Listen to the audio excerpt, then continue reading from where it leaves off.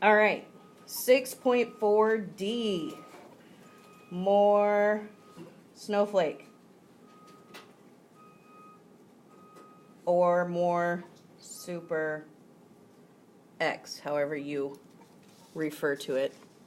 The name doesn't matter as much as the process. Okay? All right. Trying to make these a bit more difficult, just to challenge you a little bit.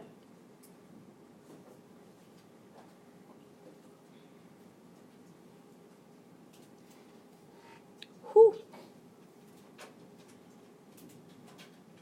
15w to the second minus 83wx plus 112x squared. What is ugly about this problem? You can't take anything out. There's two letters.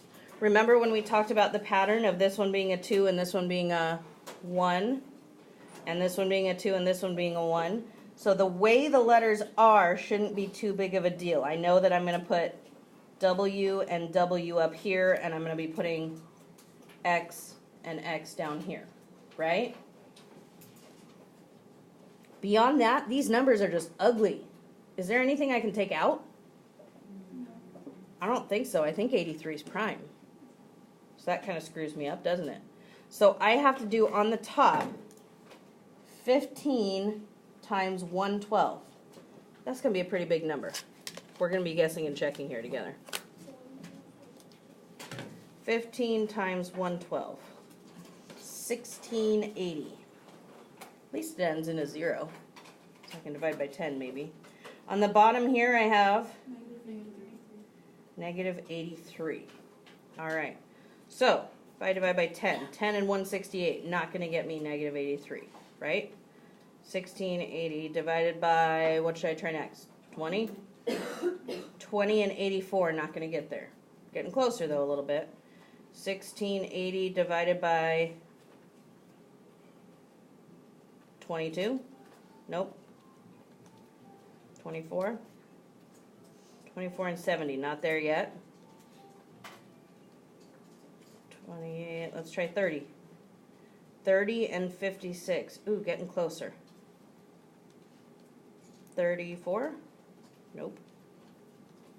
36? Nope. 38? 40? 40 and 42. Oh my goodness, it's so close. Isn't it so close there? Has anyone found it yet? That would be 40 and 42. Did I do 38? 36, 34, 32, and 28. You forgot 35. Yeah. Did I? Yeah. Should I try 35? Yes. Because 35 and 48 look good? Awesome. All right, so 35 and 48. Negative 35. Looks like they both have to be negative in order to get that negative 83. They still multiply to get that positive. Now, that's really where the difficulty comes into these problems, is how long you have to sit there and guess and check to find those two numbers. After that, we know we put the 15 up here, right? We put A up there. And what does 15W over negative 35X reduce to? I can divide by 5, 3W, and negative 7X. Yeah? And then what's this one going to reduce to? I can divide by 3. That gives me 5W and negative 16X. So it looks like those are my two parentheses. 3W minus 7X, and then 5W minus 16X. Whew. So these ones just make you think a little bit more. Okay. Ready for the next one? I have 5 total today, by the way, for those of you that like to keep count. 49a squared minus 225b squared.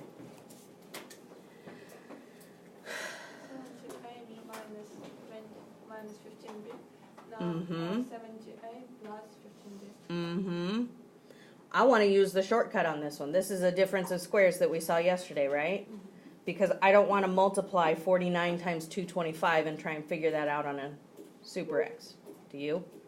So, if I notice that I can take the square root here, and I can take the square root there, and it's a minus, the square root of 49 is 7. Put the a with the 7. Square root of 225, a little bit lesser known one, but it's 15. Put the b with the 15.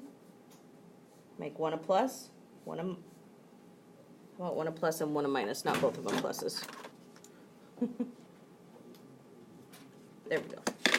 One a plus, one a minus, and there's my answer. Again, that's called a difference of squares. Okay, so? All right, let's look at another one. C to the 4th minus 81.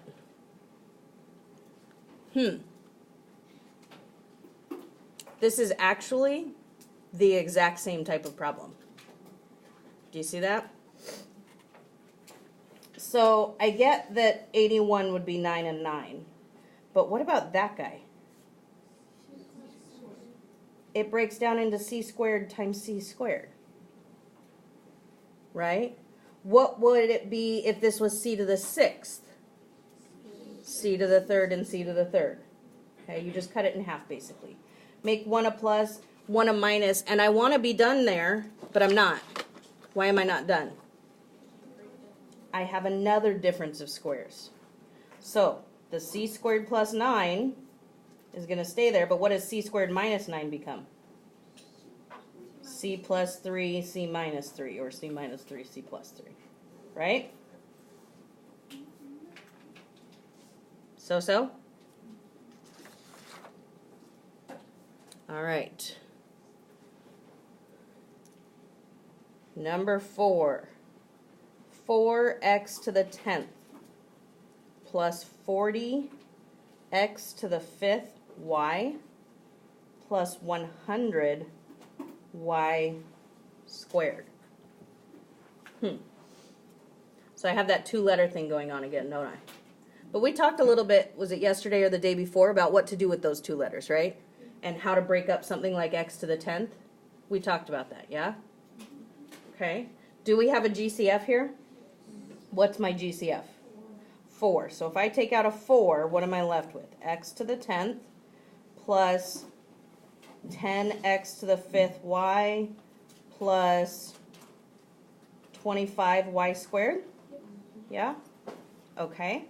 So when I snowflake, tell me about the letters.